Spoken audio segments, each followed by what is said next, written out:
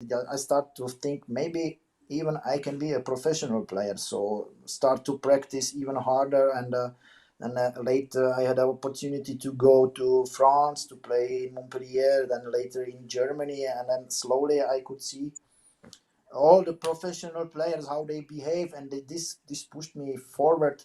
And I don't know, I don't remember exactly what was the day that I say to myself, okay, I want to be like them.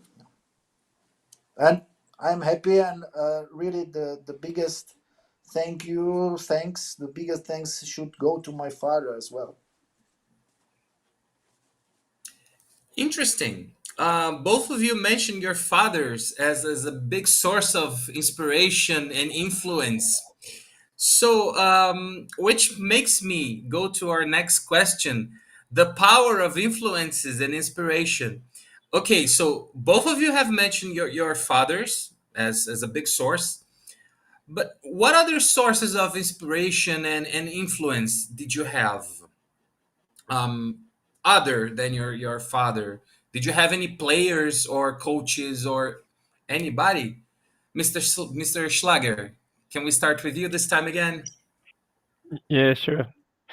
Well, I had some idols. I was watching at that time some local heroes.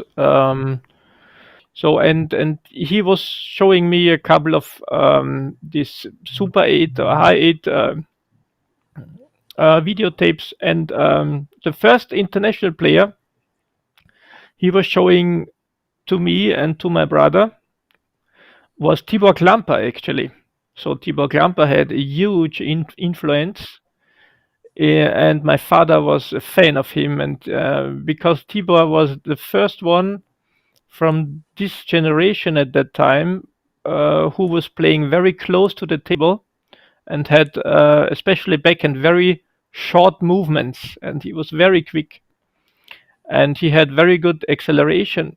But also, as we found out, and because he was bringing this speed glue to Europe, you know, so he was the first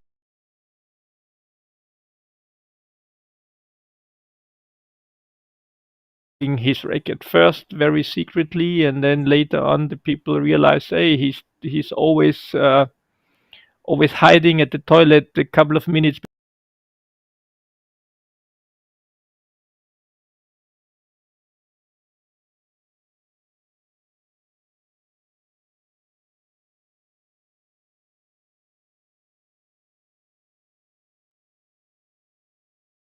So for some reason I was off. Can you tell me where I was losing the connection? Hello, Andre? Hmm. Maybe Andre is missing. I just continue. Well, so Tibor Klamper was a very big idol of my father, and he was trying to teach his technique, his style in playing table tennis, close to the table, short movements. And my father had this idea. He himself, he was just a hobby player, and he was self-taught completely, and he was trying to do his best in coaching with my brother and myself. So I'm very thankful to him that he was foreseeing that table tennis will start to be very quick and short and very close, like Istvan Jonia, they were, or Schubeck, they were letting the ball jump very, very far off the table and almost hitting the floor, and then spinning extremely. And Tibor Klamper was changing that. So he was definitely one of the biggest influences for my technical style.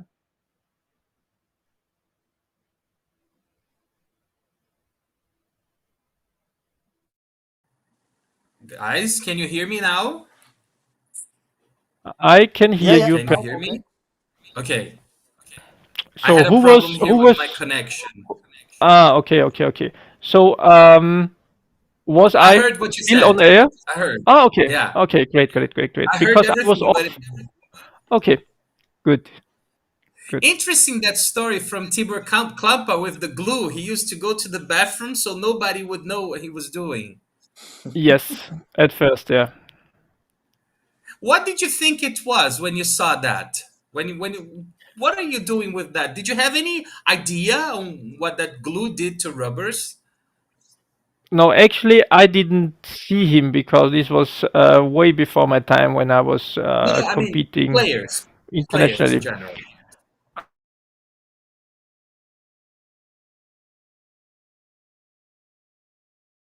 Gluing, so it was nothing. Yeah, of course, it was something new, but it was not that we were thinking, okay, why is this guy's racket so fast? We were just trying to.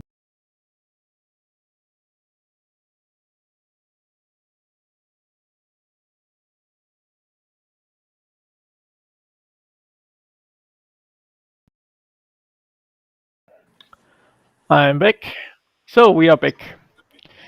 So actually, gluing time was a really interesting time because table tennis changed a lot at that time. Because the rackets immediately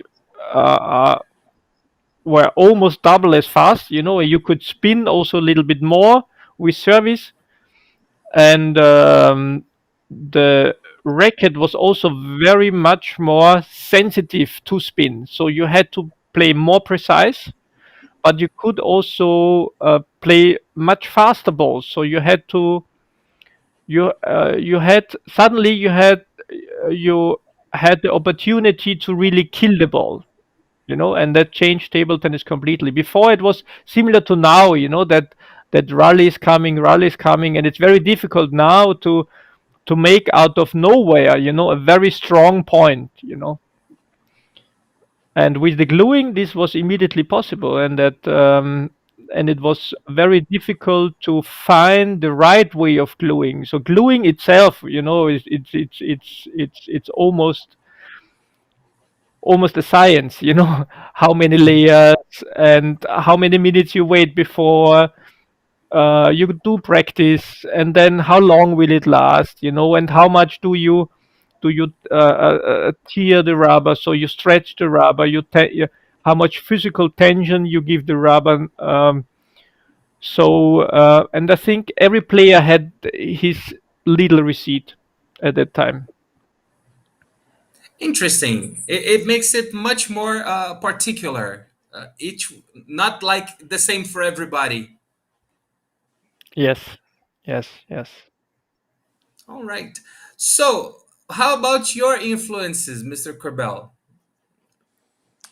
Okay, okay, yeah, a little bit similar as Werner again. Yeah, as I can remember, my father took me. I think it was 1981, so I was 10 years old. He took me to watch top 12 Europe top 12 tournament, and in Bratislava, and then later or before, I don't know exactly, in Miskolc in Hungary, where I could see first time on my own eyes and live. That time we had three very good players in Czechoslovakia. This was Milan Orlovsky, Jindřich Pansky, and Josef Dvoracek. And all of them, all three, they took part. They played this Europe Top 12.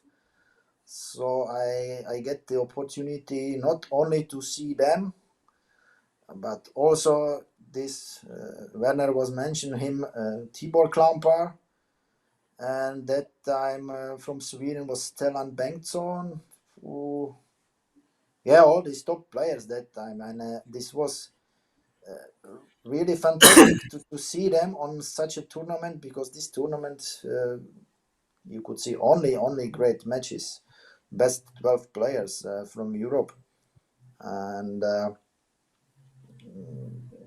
the crowd and the people around, and everyone, not everyone but most of them, they were running to collect autographs, you know, and then this to see it gives you some special moment, and then this moment want to be like them. And then I can remember when I was running to get autograph from Milan Orlovsky, which was the guy from Czechoslovakia like me, but at that time he lost to Tikan Carlson, I can remember exactly.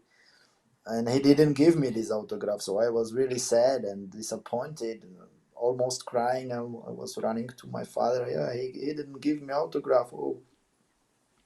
But anyway, this was one of the main things which I will never forget. And yeah, and even later, and in my dreams, I was not dreaming that in the future then I will play this Europe 12, top 12 as well. So dream came true, let's say. Uh, very funny on one side, and then yeah, gives you really influence and motivation to reach something. Right. It's interesting because every time you say something, you kind of lead me to the next question. You said that you were very disappointed because you couldn't get his autograph. So it leads to disappointment. And our next question is how to deal with failure. It's something that professional athletes have to do all day. I mean, you do it every day. Every time you lose a match or something doesn't go the way you planned. And for you to be where you were, you had a lot of failures in the past, I imagine, because nobody becomes world champion, Olympic semifinalist without losing a lot. What is the secret to dealing with failure? Who would like to start? I can start again. I Please. would like to. Go on, go on. So I think if you are talent, then you are not used to lose so often. So actually, losing is very hard to accept. And also, what I think what is an important habit or trait of the good players is that they are very passionate and they are very motivated, and then they just want to win. They just want to try everything to win. And for me, losing was always a big disappointment, and I did need many years until I forced myself to watch my lost videos. So to watch the games when I was losing, because everybody likes to watch his own games when he's winning, you know. But the point when I was in the army already, and probably in my mid 20s, I was already quite good players, but not, of course. I was still probably almost 10 years away from my world championship title. And I did improve a lot when I did make this step. Okay, because my coach, he was videotaping every game what I was playing, and my coach Werner Schlager, he was telling me, okay, you have to watch your games, the winning games and the losing games, and try to find out, okay, what happened, why did you lose, what are the habits of the opponent for the next game, and blah blah blah blah blah. But I was always very nosy, and uh, uh, I don't know if I can tell it nosy, but the point was I was just not ready to watch me losing. So this was a big step for me, and it was very hard, especially the first game what I was watching, because suddenly I was realizing, okay, this is me, this is how I behave. This is awful. I'm crying, I'm shouting. I was so the picture of my playing personality was immediately changing, and I said to myself, okay, I have to change that. I have to change that, because as I see me playing there, I don't want to be like that. I want to change.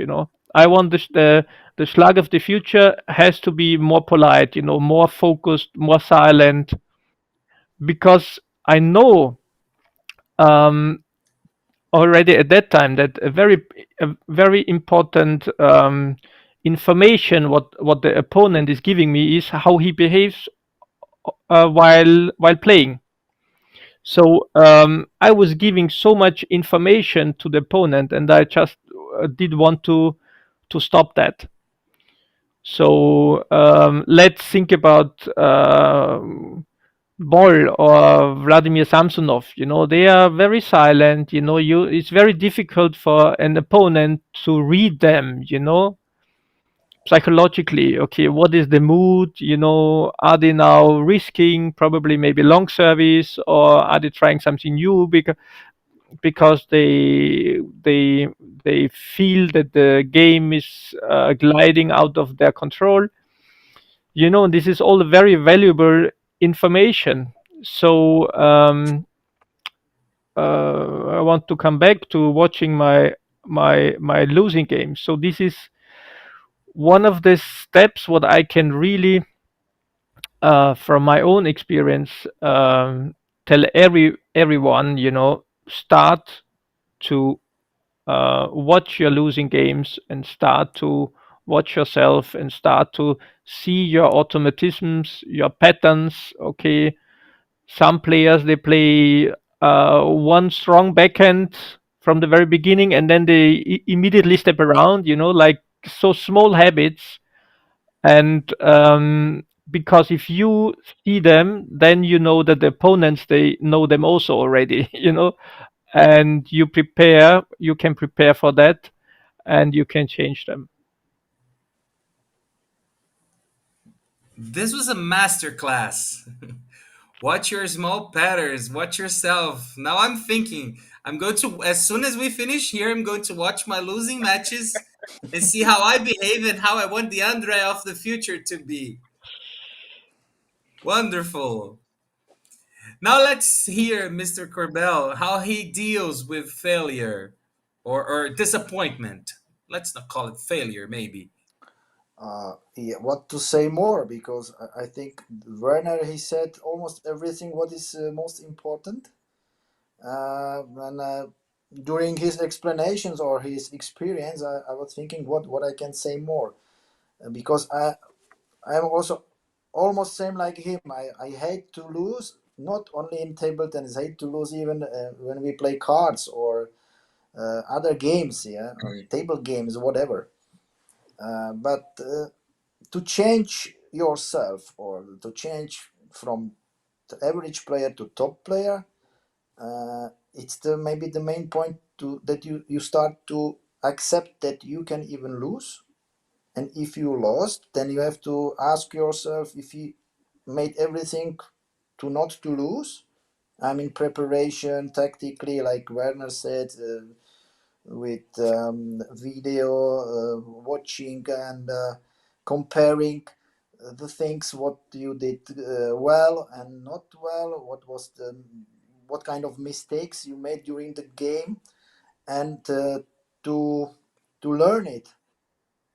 Then in my case I was even asking the top players how they behave during the game, if the game is not running as they wanted, um, how they behave, what they are doing. And Werner said, like, for example, Vladi Samsonov was really difficult to read, because you never know what he's inside of his body, what he's thinking about, or what will come as a next. Always like poker face. Or we know that the players from Sweden, like Jan Ove Waldner and Jürgen Persson, really not that much emotions, and then you couldn't see if they are angry or if they are really okay, and they're taking the game easy and showing like nothing happened. And these are the things which, if you want to be top player, you have to learn it. And of course, to work with videos and analyzing, uh, the smart player will watch it, will make the analyzing, and then will not repeat the same mistakes in the next games. So this is maybe, from my point of view, one of the most important things. Very interesting. So it's very nice to hear what professionals think like, because as amateurs we sometimes have a vision, and it's very interesting to see your perspective, how you do it.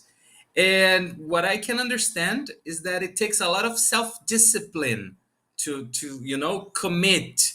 It's like an everyday habit, isn't it? So this leads us to our next question, which is how to exercise self-discipline. How do you see that in everyday practice, in everyday matches, in tournaments, in sleeping, in working, practicing? Shall we continue with Mr. Schlager beginning? Yes. So actually, self-discipline was also something which was very difficult for me to learn, and I was growing in that respect very late also. I think the biggest motivation for a talent is his own feeling of development. So this is the core of the motivation, and the problem with the discipline only appears if this improvement is not happening. Um and you have a kind of a standstill, and you feel, oh, you did want to win already against this player, but last couple of months you couldn't, but you feel you're close, but you just cannot make this next step. Okay, so this is always happening. So at the beginning, the rate of or the how much you improve your game is very big, and of course the more you improve your game, the less you feel this improvement, and the less motivation, of course, is coming.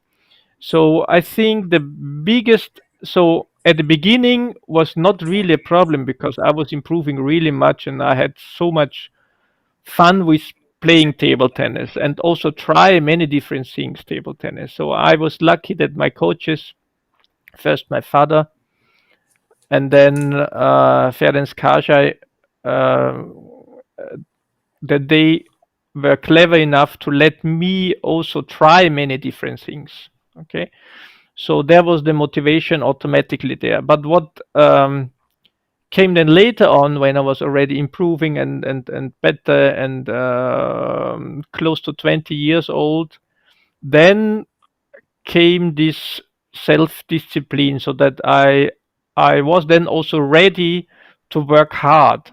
And even so, I did not had the feeling of improving and improving and improving. So it was more work to do. Okay, first it was more like, so the years before, it was more like always fun. And I could feel this motivation automatically. So there was not really somebody needed who was pushing me for practicing. But then later on, when I was joining the army and I was taking it really serious, of course you have these motivation downfalls, and where the motivation is not really good. And there you just have to dive through.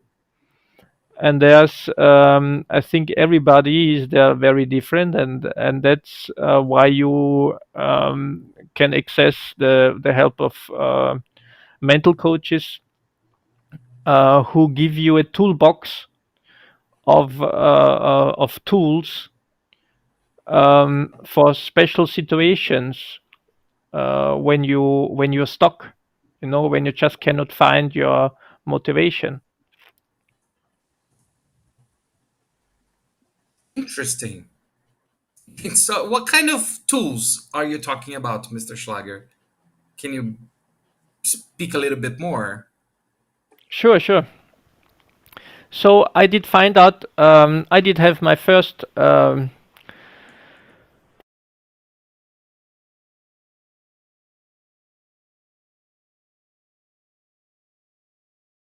and this was for the preparation for the Olympic Games. I think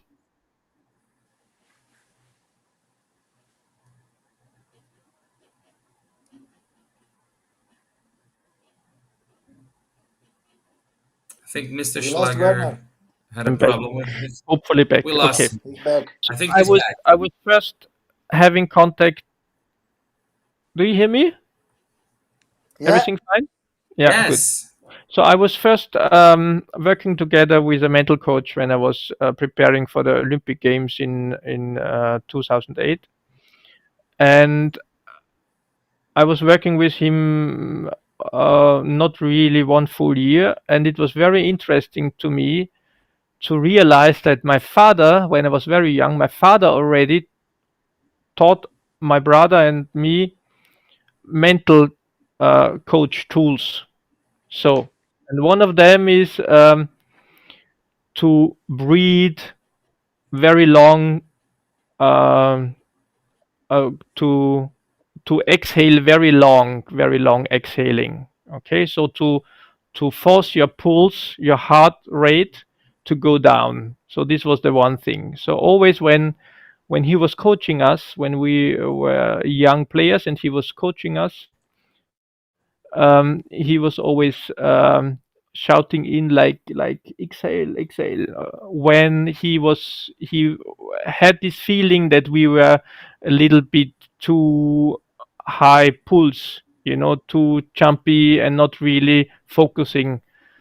And then the other tool was we had a towel always. So my father prepared always a towel for us to play, and the half side of the towel was uh, watered, so very cold water, really full of cold water, was uh, dripping water, and the other side was dry. So, and also when my father was seeing or having the impression that we were nervous, so he was shouting like towel, towel. And we went to the towel and taking the very wet, cold water side of the towel and cleaning the face and wiping the face. And so we were pushing our heart rate also to go down. And another thing on the other side, when he saw that we were a little bit slow moving, slow thinking also, and our body did not have the right tension, he was giving us little pieces of chocolate, to raise the sugar level. So he had all these tools already there and using these tools. And then later on, many years later, I had the privilege to find out that I was already doing mental coaching toolbox or using these tools from the very, very small age on. So it was very surprising for me also. Very nice. Very nice. How about you, Mr. Korbel? yeah. How can you what do you have to tell us about your self-discipline? Self-discipline. I will come back to my father again, because already when I was 10, 11, and then he started to teach me this self-discipline. And in my case, uh, mostly I wake up like 6 o'clock in the morning, 6:30, and I should make 100 exercises, mostly stretching, before I could go for breakfast. This was one special book from from Eva Bosakova, which was one of the best gymnastic women in the national team and Olympian and so on. And this special book, I think my father he has this book still at home. And even later, my brother he was starting to make these exercises as well. But this I will never forget. But now today I know it was the right way, and in my game I could move quite well, and I was really stretchy and my muscles were prepared there. So okay, that time when I was young, I hated to do it, and even my father, when he had other players which joined later, at least junior national team in Czechoslovakia, he was showing these exercises even to them, and now I know that now they are in age 40, maybe even more than 40, and they're still playing. And I came to my father, I say, Mr. Korbel, thank you very much for this that you showed me that time. I was hating this, but this showed me the way, and that time I didn't know, or nobody knows, even me, that this is the right way. But now I know this was the right way, and thanks for this. Uh, as I said, I will never forget this. And this took like 5 6 years, and then I start to make it automatically. It was like the part of preparation before the practice sessions and so on. And yeah, as Werner already said, to make the right way for self-discipline, it means together how successful you are, or what kind of people you have around you, which can help you, because we are human beings and we are lazy, and for sure many times it came the situation that you were tired and so on, and then you said to yourself, today maybe I will not go for practice, but then finally you went because you had already this self-discipline, and then you pushed yourself. But sometimes you need somebody who is kicking your ass from behind and say, no, even if you are tired, then you can go for practice, and you can spend some time, maybe not long term or 2.5 3 hours, but at least 1 or 1.5 hours to make shorter but uh, good quality practice session. Yeah, so this is one really very special thing. And for the players, if they learn this self-discipline as soon as possible for them, this will be perfect, and will show the way how to go to the top, I mean. Right. So sometimes giving your 30% is the maximum you can give that day, but that's your 100%. Sometimes your 100% is 30%. Is it something like this? One more thing I can remember, for example, the big influence on my career came from Mario Amizic when I was entering Borussia Düsseldorf and had the opportunity to practice in this training group.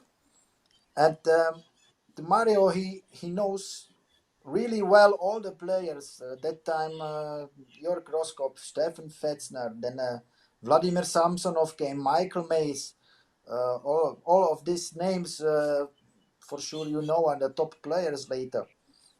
And all of us were individual and really special in some cases.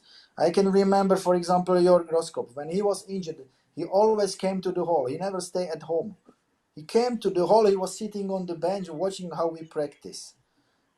In my case, when I was really over with table tennis and totally full, then Mario, he said to me, you know what, Peter, go away. I don't want to see you in the hall. Take not rest for 3 days, but go running, go to play football with someone, or even go to skate. I like to play ice hockey, so skating for me, it's a little bit more relaxed. And later on, I came with contact with golf, so this is for me also relaxed. Takes so much time if you go for golf round. But he said to me, okay, go away from the hall. In 3 days you come back, and I know you will be again hungry to practice hard, and you will miss the table tennis. So this was my case. And then, as I said, Jörg, for example, he was always in the hall every day. Even he couldn't run, but he was sitting on the bench and talking about a table tennis, table tennis, table tennis. So he was like this. But even from this experience, you can take something, and gives this advice to young players or the future players. That's the life. Life is writing these stories. Actually, Yeah, Andre, very, Andre, very. I would like to answer your question with the 10% and 100% and 30%. Please. I would like to add some something what I think is very important. Of my experience in practice. I would say right now that I practice probably at least half of my practice was without use. Okay, because I was not fully focused. So I did learn very, very late that it's not about quantity. It's about quality.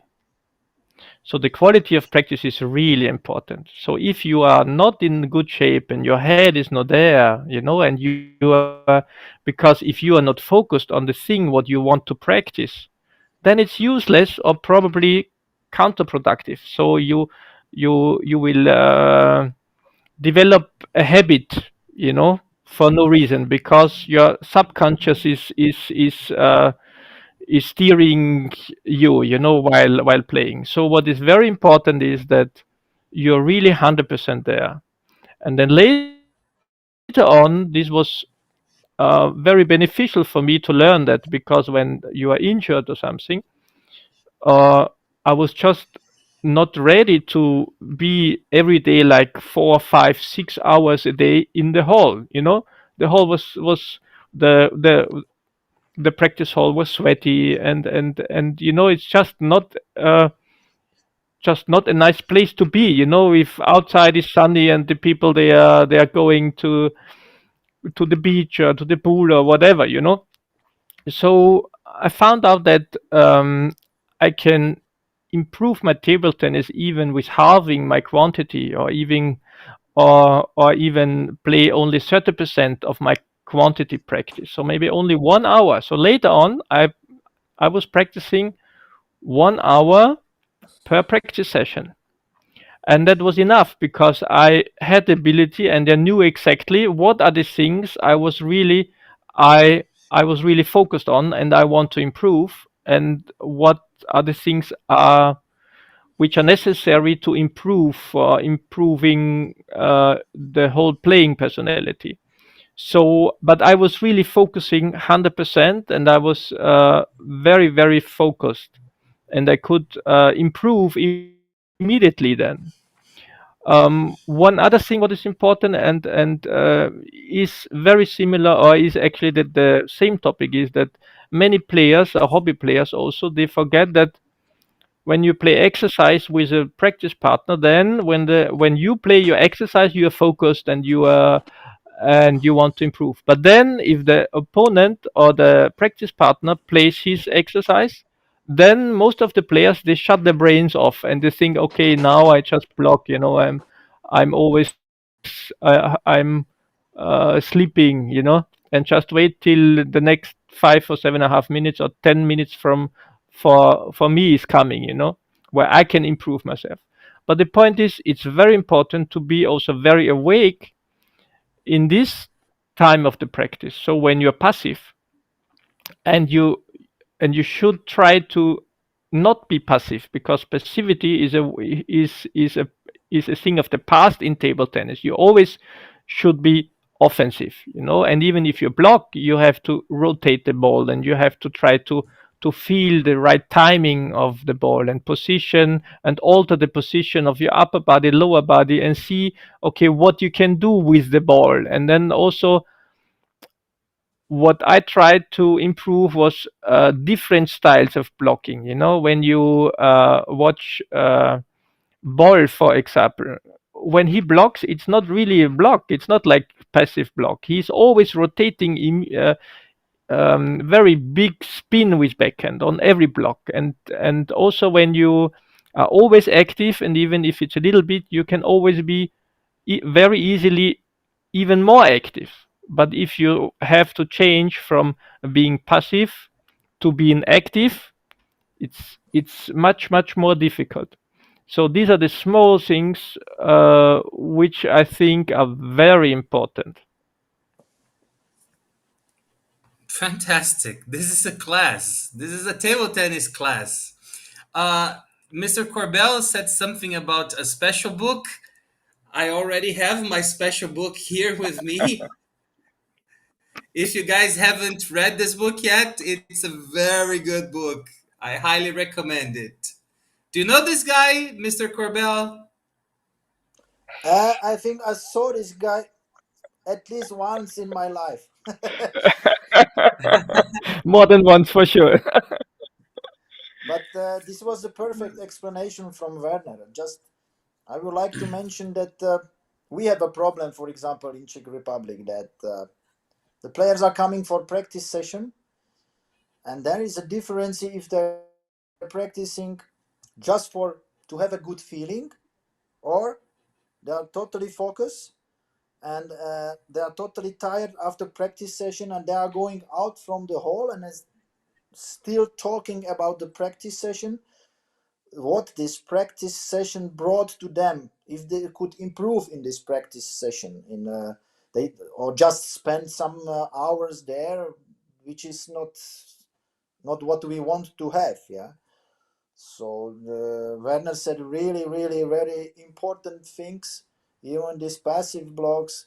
Totally, I agree, because I can see it every day in the halls in Czech Republic. That sorry that I'm so open, but if the players, they don't start to learn to be totally focused on the practice sessions, and not only to stay there and waiting, like Werner said, that now I'm coming on my turn.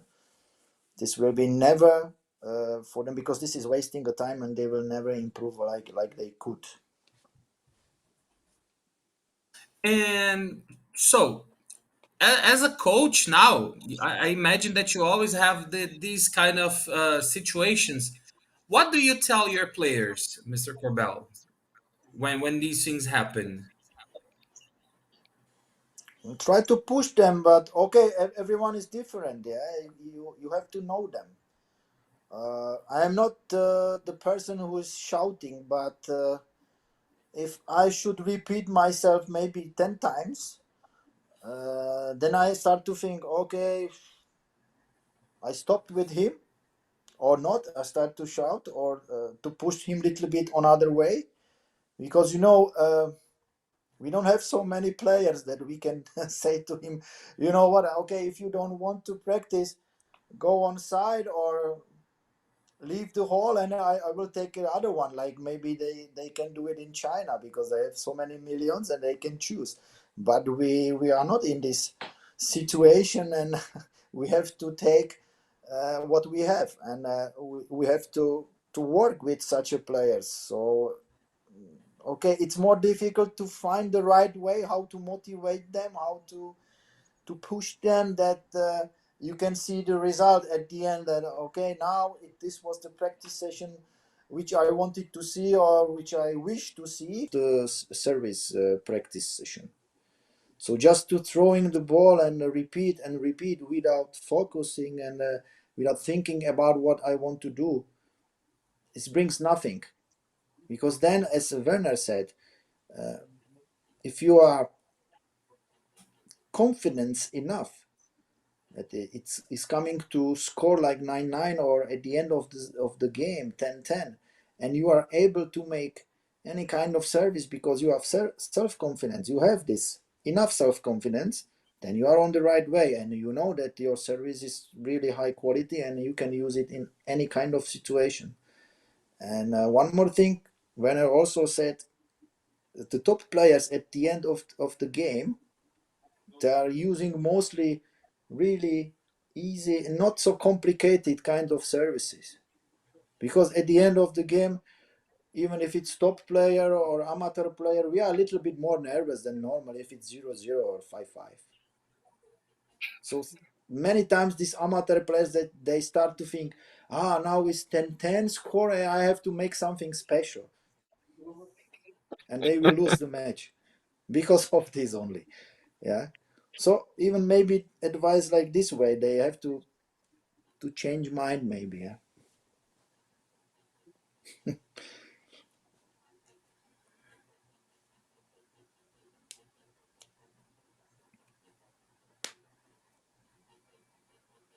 Great. Thiago, do you have anything to say?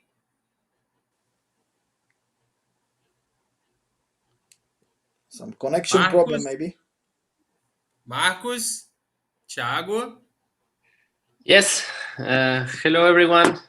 So Hello. everything is so interesting. Thank you very much for all the advices, the experience that you share with us. For sure, we are also thank you for all the people who is looking and asking questions and around the world. So we wanted to give some gifts to the people who was here in this master class, double master class. And I get one one of the winners is Estuardo.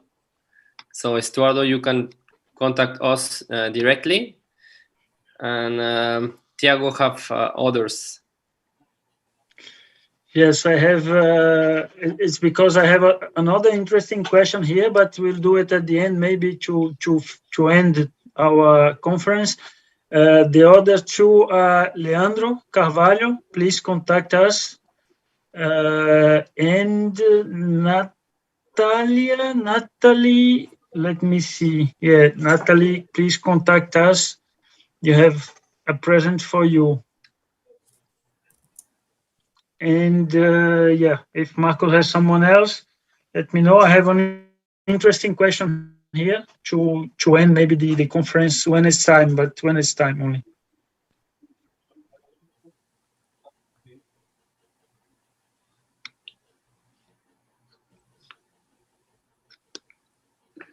Okay, maybe we can give one more to Tomek 13. Also, you can contact us here, and for sure we can go to the last question. Thank you, guys. Was amazing. Everything so interesting for us and for all the spectators. Yeah, and one last question here from Alexei Efremov, which is a coach. I don't know if you guys know him, Peter and Werner. He asked me here, for both of you, how what we can expect for the future. For example, until the Games of Paris, and which aspects of the game of table tennis will be more useful, if it's a spin, speed, power, which changes you think, how will the game change and improve from now to the future? Should I or Actually, yeah, I will be quick, I think. You know, with all the changes in the last couple of years, I think all the versatility and the complexity of table tennis was squeezed. You know, was reduced. You know, in our time, you know, we had a lot of long pips out players and different styles, and now it's mostly about physical fitness and longer rallies and so table tennis for me also lost a huge part of its attractions. I have to be that honest, unfortunately. But the nice thing is that humans are there. You know, humans, they're very creative, always creative. And I cannot tell you in what way table tennis will develop. I really hope that some guy comes again like Petr many years ago and make something similar like this Chiquita, but really a Chiquita, you know, not like going forward like now, you know, pushing the ball, but really making a huge curve or whatever thing, you know, humans are fabulous because they are so creative and And table tennis is a sport who is also supporting, crazy ideas, and that's the nice thing, and that's also one of the things, or the main thing, why I love table tennis, because you can be so creative, you can try so many things, but also the coaches, they have to give the players the ability and the opportunity to try things. So I don't know. I don't have a ball in front of me, and I cannot really tell you in what way table tennis will develop. But I really hope that it will be that we will see many creative players bringing new things on the table, and then table tennis will be hopefully more attractive again for me. Okay, Thank you. I can only agree. We don't know which way table tennis will go. Of course not. But as I said, the table tennis lost. It's not that colorful like before.